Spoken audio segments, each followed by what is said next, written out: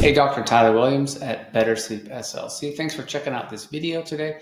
You're here because you're struggling with your CPAP, or maybe your bed partner wears a CPAP and you know you need to do something about your snoring or your sleep apnea, but you don't want to wear a CPAP.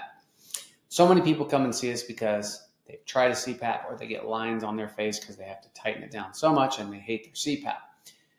Now, I want to share with you 3 ways that you can treat your snoring or your sleep apnea that are the FDA-approved treatments and that are approved by medical insurance and HSA and FSA.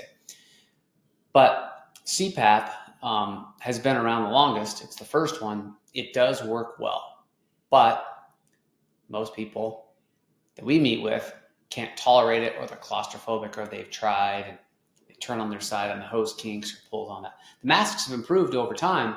It's gotten better, but it's still not just for a lot of people.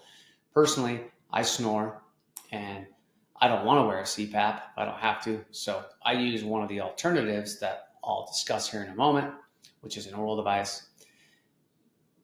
Your second one is surgery, different types of surgeries, throat surgery, tongue surgery, different types of things. The most common one now is called the Inspire Implant.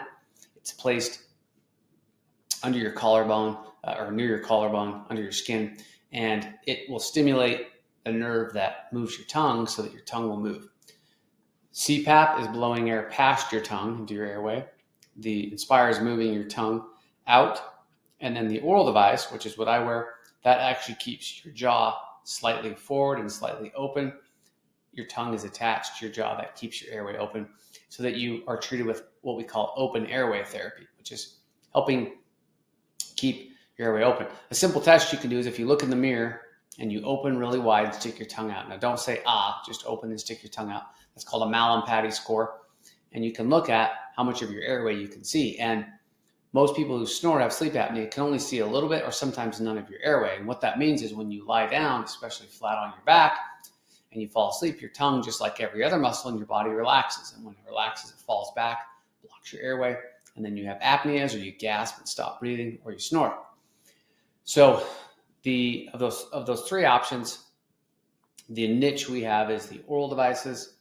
And by training, I'm a dentist, but I did 2.5 years after dental school in a sleep medicine training program to be able to learn the crossover between the 2. So we're making a device that fits on your teeth, but we're not doing it in a regular dental office. We're actually doing it through a medical equipment clinic.